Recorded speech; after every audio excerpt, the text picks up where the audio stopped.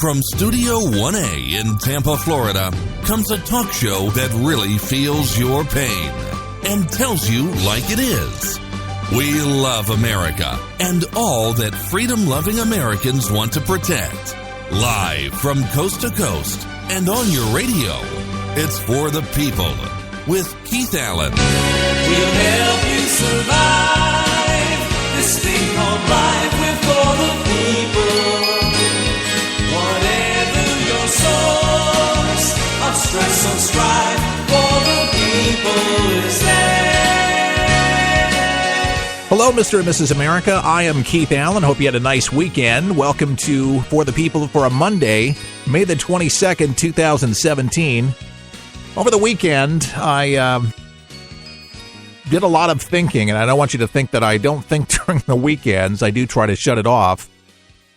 But I still take in the news, and especially because of the Middle Eastern tour that the president's on, and a whirlwind tour at that.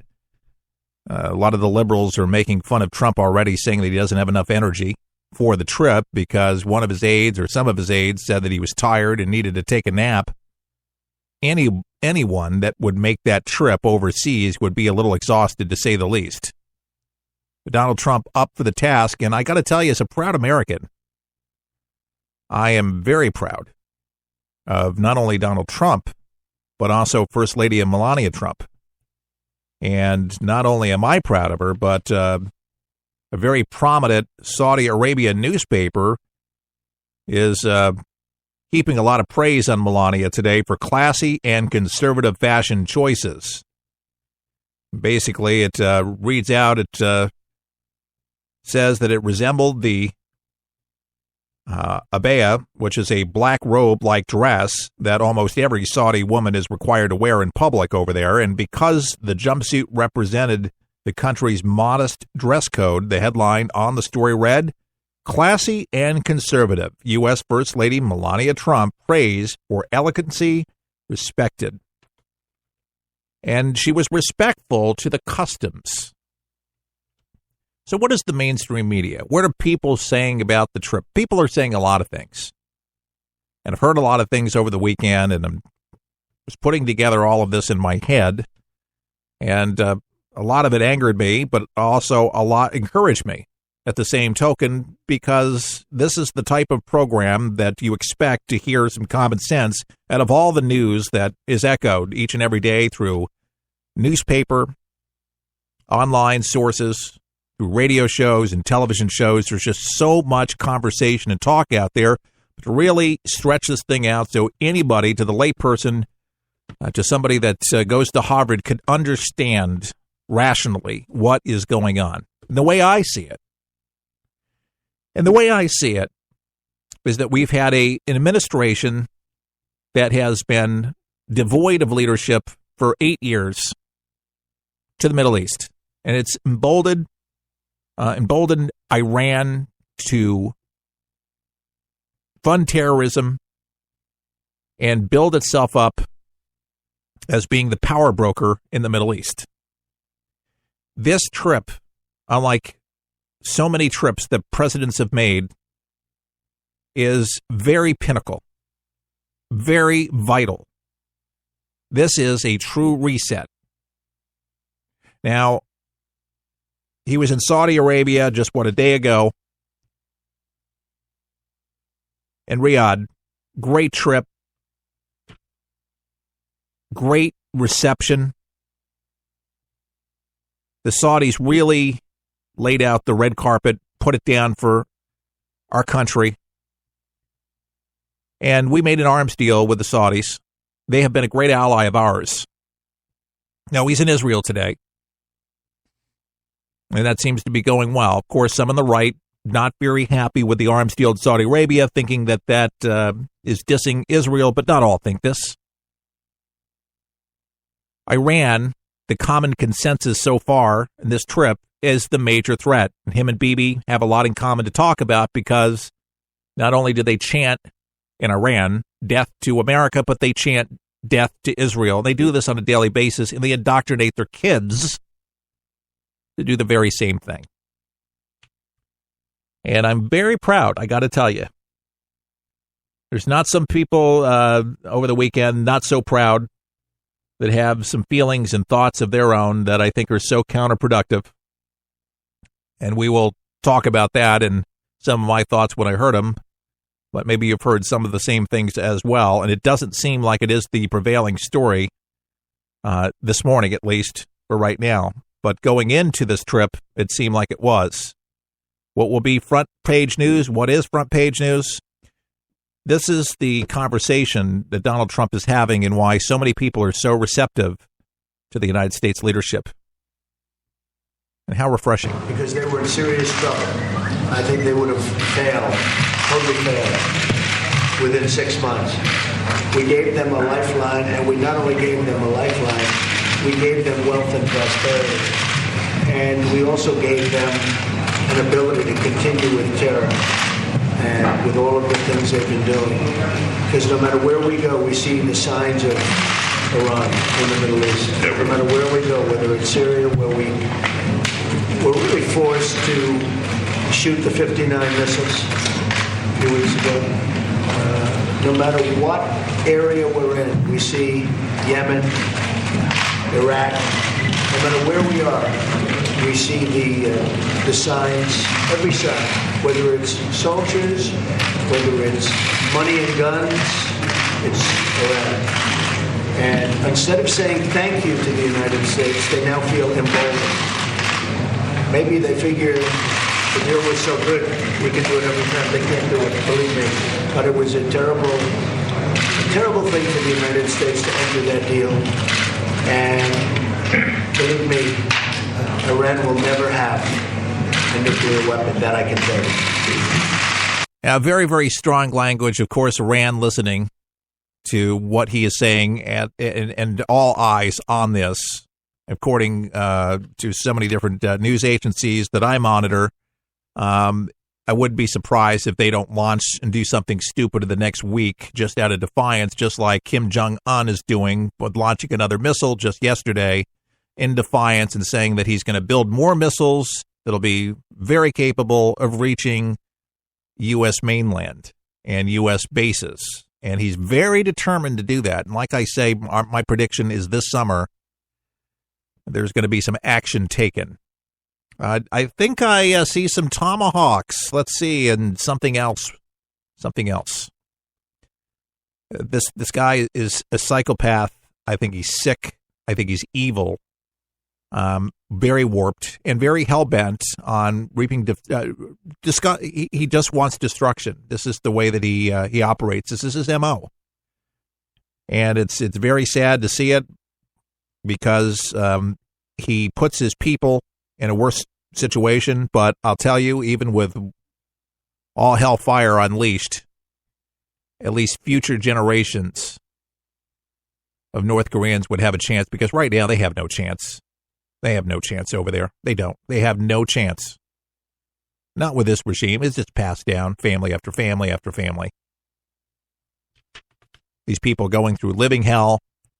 And the sanctions do tighten this up. More people are going to die. There'll be more famine. But these people, they have to be stopped. So back to the reset with the trip in the Middle East for Donald Trump. So many commentators are on the television right now, on the left, basically calling him low energy because he ridiculed Hillary Clinton for having low energy, that she didn't have it. You know, maybe to some that could be fair game, but at a time right now where we need to have allies, that we need a reset, we need people on our side combating terrorism, because terror is our number one threat here in the United States and abroad for our allies. And it's very important that we show respect and we also pray for our president. Unlike so many people on the left that hate. I mean, I've never felt so much of it and articulated over the weekend. I spoke to somebody from the left that hates, capital H, hates Donald Trump. And I really tried to get to the bottom of it. What is it? And she goes, I just hate him. I don't like him. He's a racist. He's a bigot. He's a misogynist. All these things that the left are saying and repeating, it's like they're in a trance. And they can't really fully explain themselves. I don't know what it is, but. I don't know what it is, but. And I'm like, what do you watch? What are you listening to? Who are you talking to? And you know for certain that they run in a group, that this stuff is circulated and mixed, and they lament on it. And if you're around it and you're exposed long enough, hard enough, you become it. You believe it. You don't even know why you believe it. And when you question them, they shut down. This is a common theme. It's a short circuit approach. They don't have any clear answers other than they hate him. Now, listen, I did not like Obama's policies, a lot of them, especially overseas. But I didn't hate Barack Obama. I disliked him. But I didn't hate the individual. And this person says that they're a Christian. I just can't imagine you being a born-again evangelical Christian and having that kind of hatred towards a man. And we're told in the Bible emphatically to pray for our leaders. I mean, this is something that we're supposed to do. Yes, we're supposed to pray for our leaders. And maybe you don't like that he's not holding his wife's hand or that he's walking ahead of her and things like that. Maybe you wouldn't do that, but he does it. You know, it's not a total anomaly. I wouldn't do it, but he does it. A lot of other couples do this. The other term was that he was a complete narcissist. There might be some tendencies. But my goodness, I have never met anybody that was successful in business that did not have a sense, in again, my opinion, that had some of those qualities to them. Because you can't be devoid of confidence when you're showcasing your services, your company, what you do, your prowess. You can have a little humility, and that does go a long way in good measure. And I've seen this. Donald Trump can be humble. I saw him at the Wailing Wall today on television. I'm not in the Middle East, reporting from Tampa today, Tampa, Florida. We did get a little rain last night. Thank goodness we needed it in the worst way. Too many fires here in Florida. It's the dry weather, hot weather, and a lot of wind. We've been getting a lot of wind, and so it's been drying things out. But we need more rain. Pray for rain for Florida, please. And anyway, it was just one of those conversations I needed to have because it was real. And this individual, you could talk about probably just about anything with her. She was female, but not about Donald Trump. The way that he treats all women. It wasn't some, it was all women. So that he doesn't listen to his wife. He doesn't listen to his Ivanka. He doesn't listen to his daughters. He just listens to the Kushner guy. And he's only over in Saudi Arabia, she told me. And I won't mention her name. She could be anybody to you. But she echoes the sentiment of so many. But only in Saudi Arabia because he wants to build things. This is for his business. This has nothing to do with strengthening the security, has nothing to do with individual Americans. This has to do with Donald Trump and his business. That's it. If that was true, don't you think that the mainstream media would be reporting that immediately? That he was signing business contracts, would put him on the impeachment roll for real. And that's what she was basically saying. He'll be impeached by the end of the year because of collusion with Russia. And that his people did this, that he's got billions of dollars invested, in Russia, and Trump knows what he's done. But this is all about him, making him richer, more prosperous, but has nothing to do with the country whatsoever. And again, no fact basis for it other than what the mainstream media, and they think it's gospel